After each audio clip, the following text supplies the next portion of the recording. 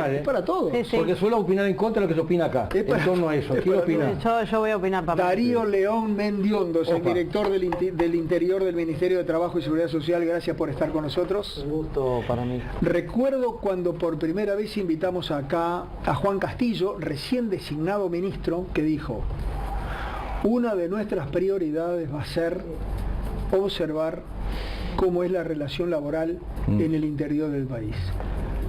¿Ese ensayo era para vos? Efectivamente. Y a pesar de todo dijiste que sí, igual. Sí, sí. Gracias, Juan. Con mucha convicción. No, de verdad, ¿cuál es el trabajo que hacen ustedes? Bueno, un placer estar con ustedes, muchas gracias por la invitación. Además quiero pasar un chivo porque no es común que hayan dos hinchas de Liverpool en una mesa de... ¿Y quién es el No me digas que otro? usted es de Liverpool. Por ¿Quién es el otro? ¿Quién es el otro? Entonces acá Pero no mira, estamos- Yo te regalo esta taza porque es un regalo. No, es no un se lo regalo regalás que me porque hizo- sos un tacaño. que me hizo- no, porque es un regalo de una oyente de la 890 Mirá, sí. que me lo mandó a la radio, incluso, si no con mucho gusto mirá. se lo daba. ¿En Pero... la radio también la tenés? Y no, lo tengo acá. En la radio tomo mate. Bien. Claro. Bueno, son dos, ya conozco a dos. Bueno, acá estamos disputando ya. Exactamente. Ya conozco a dos hinchas de Liverpool. Mirá vos. Un gusto realmente. Bueno, no, gracias por estar. Y bueno, comentarles un poco lo que estamos haciendo desde la Coordinación del Interior. ¿Te puedo pedir un favor? Sí. Enfrentá un poquito más la mesa, así la cámara no te toma de costado, te toma de frente, porque si no la gente va a decir, no lo conozco. Naturalmente Ahí está. que nosotros estamos en un proceso de readecuación y de reorganización del trabajo Ajá. que implica, desde nuestra perspectiva, recuperar el rol político del Ministerio de Trabajo en el territorio. Es decir, estamos intensificando todo lo que son las acciones políticas, vinculándonos con las organizaciones sociales, sindicatos, plenarios de trabajadores, sociedades de fomento, centros comerciales, cámaras empresariales y todas aquellas organizaciones que están vinculadas con el mundo del trabajo. ¿Cuál es el objetivo? Empezar a generar mecanismos de diálogo que nos permitan, bueno, trabajar juntos sobre objetivos comunes. Naturalmente que hay distintas problemáticas en función de cada realidad territorial, Claro. pero estamos mirando con mucha preocupación todo el problema de la informalidad en el trabajo. E incluso en las zonas fronterizas, en donde los guarismos escalan al doble del promedio nacional. ¿No? Y ahí es donde estamos viendo, bueno, cómo articular políticas que nos permitan colocar el tema en la agenda pública y empezar a desarrollar acciones que permitan, bueno, mitigar esas ¿Y es dificultades. fácil eso, Darío? Digo, porque ¿cuánta gente tiene que tener en cada departamento para recorrer, sobre todo las zonas rurales, que es donde se dice hay más inequidades, ¿no? Y bueno, ahí hay problemas estructurales graves, porque además venimos de un proceso de mucho deterioro en el que se perdieron muchos puestos de trabajo.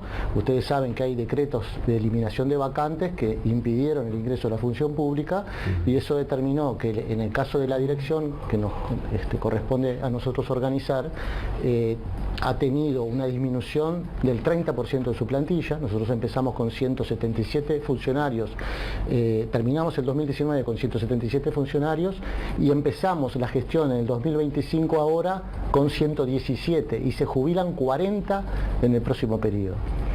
Entonces tenemos dependencias, oficinas en donde tenemos solamente un funcionario o funcionaria. Y eso indudablemente repercute en la calidad de la asistencia que se le brinda al usuario. ¿Son de Montevideo que van o son de allá? No, son funcionarios lugar. del interior. Ajá. ¿Ah? Además, los cuerpos inspectivos también tienen esos problemas, porque Claro. naturalmente no solamente Claro. la DINACOIN fue la afectada con las jubilaciones, sino que todas las unidades ejecutoras. Entonces, en ese marco, nosotros estamos reorganizando un poco el trabajo, naturalmente que estamos impulsando el llenado de vacantes a través de concursos y naturalmente eso implicaría dejar en suspenso o buscar algún mecanismo que permita acelerar el proceso de llenado de las vacantes, pero indudablemente que se precisa incorporar personal. A su vez estamos en un proceso de complementariedad de funciones con otras instituciones del Estado, por ejemplo el BPS. porque nosotros vemos que hay cuestiones de sinergias que se pueden construir entre las dos redes físicas. Claro. El BPS tiene 84 oficinas en todo el país, nosotros tenemos 40. Bueno, ahí podemos brindar servicios en los locales del BPS en localidades donde no llega el Ministerio de Trabajo, claro, y donde hay dificultades importantes, sobre todo en el interior profundo, donde ahí hay cuestiones de inequidades y de desigualdades territoriales muy importantes, sobre todo a nivel de los trabajadores rurales, el trabajo doméstico. Entonces, nosotros tenemos como objetivo, en primer lugar, un rol de cercanía con la sociedad. Sí. Lo segundo, sin duda, que tiene que ver cómo nosotros empezamos a interactuar con otras instituciones del Estado que nos permitan justamente, bueno, mejorar la calidad de los servicios. No solamente BPS, sino también INEFOP, porque ahí también hay cuestiones comunes a trabajar en función de necesidades específicas que tienen los trabajadores en los distintos territorios y las empresas también, porque aquí hay cuestiones de intereses comunes entre trabajadores y empresas. Claro. Y nosotros estamos intentando, bueno, generar esa articulación. Y además estamos trabajando mucho transversalmente entre todas las direcciones del Ministerio, porque entendemos de que el Ministerio de Trabajo es uno solo, y que la Dirección Nacional de Coordinación en el Interior, que tiene a su cargo la gestión de las 40 oficinas, requiere también una articulación permanente con las otras direcciones, con la DINATRA, con la Dirección Nacional de Seguridad Social, con la Inspección General, claro, con la propia Dirección General, con la Dirección Nacional de Empleo, o sea, todas esas direcciones trabajando mancomunadamente, porque nosotros tenemos un vehículo, que son las oficinas, donde efectivamente tenemos una atención al usuario que necesitamos, bueno, mejorar su calidad. Claro. ¿Las inspecciones les corresponde a ustedes o a la Inspección General del Trabajo? Es la Inspección General del Trabajo, pero naturalmente que ahí, cuando hablamos de transversalidades, es donde nosotros conectamos con lo que es el trabajo conjunto, porque ¿qué hacemos nosotros? Nosotros recién terminamos una recorrida por las 40 oficinas del interior del país. Sí. En 4 meses recorrimos las 40. Tuvimos más de 200 reuniones con organizaciones de todo tipo. Y allí detectamos problemáticas, situaciones de denuncia, de acoso laboral, de desigualdades, de persecución antisindical, de discriminación, problemas de seguridad, sobre todo de seguridad laboral, higiene laboral.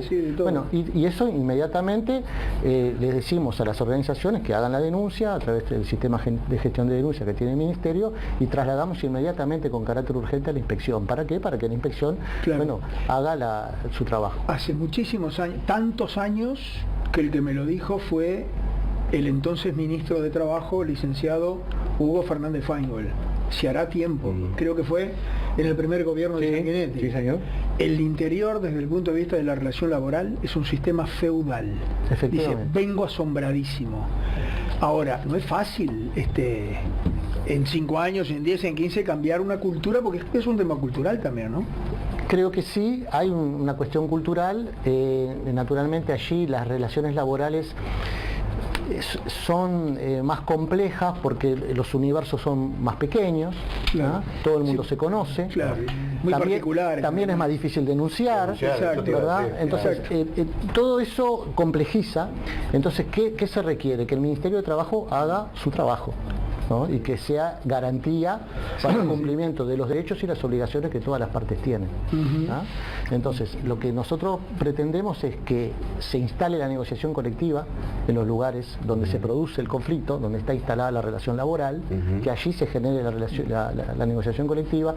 De hecho, estamos impulsándola y estamos generando las condiciones, más allá de lo que la DINATRA realiza, y que todo lo que tiene que ver con los consejos de salario se hace en la DINATRA, pero toda la negociación por empresa, que es la negociación bipartita, nosotros estamos estimulando que se haga en los lugares donde se genera el problema. De hecho, ahora tenemos 98 situaciones de conflicto en curso, de las cuales, en el interior, de las cuales tenemos 35 ya solucionadas, y hay 45 que se está negociando. ¿Y qué son? ¿Empresas pequeñas, medianas, grandes? No, son porque yo calculo, en una estancia no hay un gremio. No, hay 8 trabajadores. Claro, y ahí lo que tenemos son las instancias de negociación individual, ¿no? En donde naturalmente la relación laboral es mucho más desigual Y Claro. evidentemente ¿Y cómo allí- se hace en alguna oficina del BP? y del, en la oficina del Ministerio de Trabajo lo que nosotros hacemos es, bueno, agendamos las consultas y las audiencias para efectivamente, bueno, buscar acuerdos de conciliación. ¿Ah? Debe Ahí- ser bravo. Sí, ¿No? Debe estamos, ser bravo porque el trabajador, al no tener quien lo represente, a veces no tiene muy claro de cómo defenderse o de cómo plantear. Y además hay un problema de difusión de derechos, que es también en lo que estamos. Nosotros, Claro. Hay mucha gente que no conoce sus Desconoce. derechos. Sí, no sabe cómo, ¿Ah? por dónde puede ir. Y imagínense que Uruguay es un país donde hay mucha regulación, ¿no? Fíjense lo que puede ser en otros países, que no hay regulación, que hay más flexibilización, la situación es dramática. Pero aquí tenemos problemas graves desde el punto de vista de las relaciones laborales, sobre todo de la debilidad que tienen algunas relaciones laborales en contra del trabajador, justamente por lo que tú señalás. Entonces, todo eso implica un trabajo muy potente de campo, ¿ah? De conocimiento de la realidad y después de generar las condiciones para cambiar cabezas e instalar la negociación para que, bueno, hayan acuerdos que permitan mejorar la calidad de las relaciones laborales. En ese sentido, por ejemplo, hoy tenemos el 53% de la negociación colectiva que está planteada en el interior, responde a la rama de la industria. ¿Ah? Es la industria frigorífica, la industria de la construcción, la industria metalúrgica. Y el resto, bueno, obedece a otros sectores menos dinámicos, pero que también son preocupación de este ministerio para justamente generar las ¿Se condiciones. hace por departamento o vienen todos a Montevideo y en... No, por oficina. Lo que estamos impulsando es la negociación colectiva por empresa en las oficinas del Ministerio de Trabajo. Ah, bien. Y allí, bueno, tenemos los cuerpos profesionales. También estamos apostando mucho a la capacitación interna porque nosotros entendemos que más allá de la formación técnico-jurídica que naturalmente tienen que tener, porque es la columna vertebral de la aplicación de las normas, del cumplimiento de los decretos, las leyes, ¿no? Nosotros queremos darle una orientación a los funcionarios, a los cuerpos funcionales, tanto profesionales como administrativos, orientados a las relaciones laborales. ¿Por qué? Porque entendemos que ahí hay mucho para trabajar, justamente por eso que tú decías de lo cultural, Claro. ¿verdad? Y hemos encontrado muy buena respuesta. Quiero señalar esto porque desde el sector empleador quiero enfatizar el rol de los centros comerciales. Los centros comerciales hemos encontrado espacios de acción común allí porque hay preocupaciones comunes. Por ejemplo, el trabajo informal es una preocupación común para trabajadores y empleadores. Claro, para todas las partes. Cada uno desde su perspectiva, Exacto. ¿verdad? Pero ahí encontramos un espacio de interacción común que nos puede permitir generar acciones en el territorio de sensibilidad que nos permitan colocar los temas en la agenda pública y a su vez eso después determine propuestas o iniciativas que, bueno, van a requerir de la intervención del Estado para aterrizar políticas públicas que permitan mitigar esos problemas. ¿Ah? De hecho, también se está trabajando se está coordinando mucho a nivel de frontera, con la Asesoría de Relaciones Internacionales que está trabajando todo el tema fronterizo vinculado, por ejemplo, al trabajo infantil. ¿Ah? En el ámbito rural el trabajo infantil también es un problema, ¿no? Una amenaza permanente. Y que a ese seguramente mucha gente no solo no sabe, que capaz que sabe, no tiene cómo denunciarlo, porque el niño lo va a ir a decir, me están haciendo trabajar. Exactamente. Entonces eso que para parar la olla. Y eso requiere también de mucha articulación con el resto de las instituciones del Estado, porque ahí lo que nosotros estamos poniendo mucho énfasis es en la participación del Ministerio en las mesas interinstitucionales de políticas sociales que convoca el MIDES y en todas aquellas mesas de políticas interinstitucionales que se convocan por parte de los distintos actores de la sociedad. ¿Ah?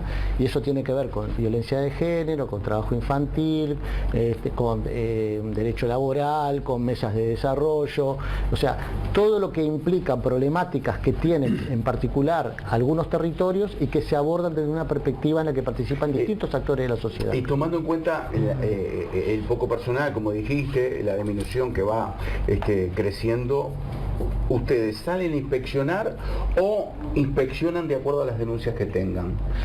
Las dos cosas. La inspección está trabajando en algunas cuestiones, lo hace porque hay zafras y se conoce cuáles son las realidades, y en otras porque efectivamente el sistema de gestión de denuncias funciona, además nosotros detectamos cosas y también las trasladamos. Seguramente lo salpicó las denuncias de que había menores en la zafra de caña de azúcar. Sí, claro, ahí también se estuvo trabajando fuerte, e incluso ese operativo estuvo encabezado por el propio inspector general y la subinspectora, el compañero Luis Puig y Andrea Buret. O sea, la inspección se hizo con los jerarcas a la cabeza. ¿Ah? Aquí quiero señalar, porque este es un tema que también tiene un carácter institucional. Nosotros estamos convencidos, lo que decíamos hoy, que el Ministerio es uno solo y que tenemos que trabajar desde una perspectiva integradora, claro. No desde la fragmentación y los compartimientos estancos, sino desde la integralidad de las distintas unidades ejecutoras. Y es muy importante el compromiso nacional por la vida, la salud y la seguridad en el trabajo que ha lanzado la Inspección General en acuerdo con las cámaras empresariales. Sí. ¿Ah? Y que tiene el respaldo. 40.000 uruguayos por año que se mueren por problemas de seguridad en el laburo, es una cifra. Es un problema que tenemos que abordar desde una perspectiva institucional y que involucre a todos los actores sociales. ¿Ah? Entonces, todas esas cuestiones para nosotros tienen un anclaje muy importante en una estrategia de mediano y largo plazo. Dos cosas dos. Una aprovecho. ¿Qué decís dos cosas dos? Porque me gusta, porque son dos cosas. No, dos cosas dos. Si me permitís, yo hablo así, es un argot que lo utilizo siempre. ¿Un qué? Un argot que lo utilizo siempre, como decir él y la, y no voy a cambiar. Lo mismo que mover las manos, no voy a cambiar, es mi personalidad. Yo quiero aprovechar que está el sobrino de Dari Mendiondo, presidente de la Junta Departamental de Montevideo. Hace un rato yo mostré una foto de Canarias y hablaba del patrimonio, la defensa del patrimonio. Acá yo ya he dicho 1000 veces, no sé por qué no tenemos esa convicción. Yo durante mucho tiempo... Bueno, fíjate lo que pasó en la Plaza de los 33. Por ejemplo, ayer yo una vergüenza. Yo, como muchos saben, durante muchos años batallé en la radio, movilicé para que, era una vergüenza, el predio donde nació el mejor de nosotros no se pudiera hacer un lugar de todos, del Estado. Y no pasaba el tiempo y no pasaba nada.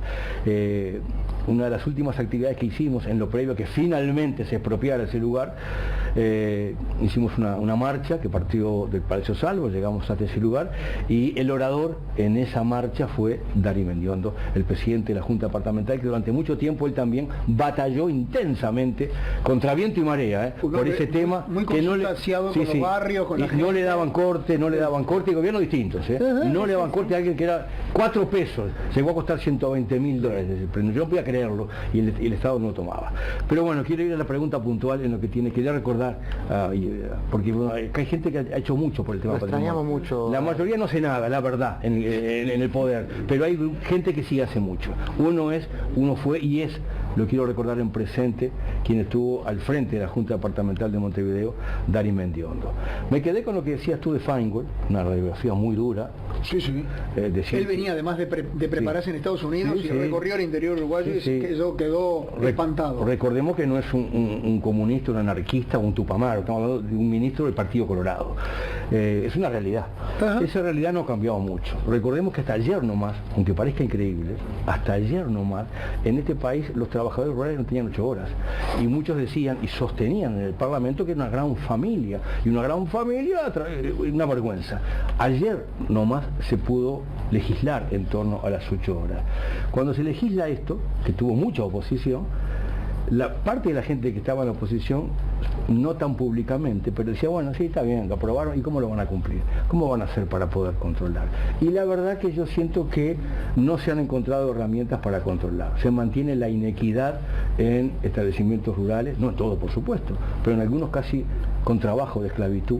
Y en algunas situaciones, decía Vilar, el tema de la caña de azúcar menores, algo gravísimo. Yo estuve hace pocos meses en Bella Unión, y algo más grave que eso todavía era que se denuncia, se contrata a la noche a consumidores de pasta, se levanta de las esquinas dado vuelta, consumidores de pasta base, se los mete en una camioneta, se los lleva a trabajar al otro día y le pagan con dosis de pasta base. ¿Cómo puede ser eso? ¿Y cómo podemos controlar cosas de inequidad? Hay lugares que poco menos es esclavitud como se trabaja en el interior, poco menos que esclavitud. Y esto de la pasta base, yo no podía creerlo, y no hablaban de un caso ni de dos. y esto de los menores. Entonces, ¿cómo se siente usted al frente de esa institución con tan pocos funcionarios y con estas dramáticas situaciones? Lo primero que hay que decir es que, más allá de que ese sector es un sector muy afectado por las desigualdades y por relaciones laborales complejas, hay otros sectores que también están en situaciones similares, ¿no? Y por ejemplo, tuvimos ahora un episodio en Artigas con el tema de las canteras, Sí. y estuvimos reunidos con trabajadores de las canteras, incluso estuvimos reunidos con los canteristas también, y evidentemente que ahí hay dificultades inmensas, y parte de lo que tú decís lo hemos constatado también en el citrus y también en la industria frigorífica. En algunos lugares hay problemas de seguridad increíbles, donde no se trabaja con los mínimos elementos de seguridad que necesita un trabajador para no tener un accidente laboral. Entonces, yo creo que hay que ser implacable en el cumplimiento de las normas, creo que hay que estimular todo lo que implique realizar las denuncias. Nosotros estamos en ese trabajo ahora, cada vez que nos acercamos y nos vinculamos con una organización social o con un sindicato o con trabajadores que no están sindicalizados pero que están preocupados por sus problemáticas, decimos, el Ministerio de Trabajo es puertas abiertas para realizar todo tipo de denuncias que naturalmente después tendrán que probar, ¿verdad? Pero sin duda que es un vehículo y una puerta abierta a la sociedad, porque es la forma que nosotros tenemos de controlar. Si no se hace la denuncia, nosotros no podemos abarcar todo, porque tampoco tenemos una dimensión de funcionario suficiente como para estar todo el tiempo en los territorios. Pero que naturalmente nos preocupa la situación y que estamos ocupados en ver cómo mitigamos esas problemáticas, sin duda. Eso también tiene mucho que ver con un problema de sensibilización. Por eso que hablamos de esto del compromiso nacional por la vida, la salud y la seguridad en el trabajo, y es muy importante que las empresas tomen conciencia, ¿verdad? Porque además hay todo tipo de empresarios. Totalmente. Entonces, nosotros sabemos que hay empresas que hacen bien las cosas y que trabajan y que cuidan la relación laboral. Y hay aquellas que podrían hacerlo y no lo hacen. Y no lo hacen. Entonces y ahí hay que ser implacables. Si el gobierno tiene que controlar, el ministerio tiene que salir y hay que sancionar.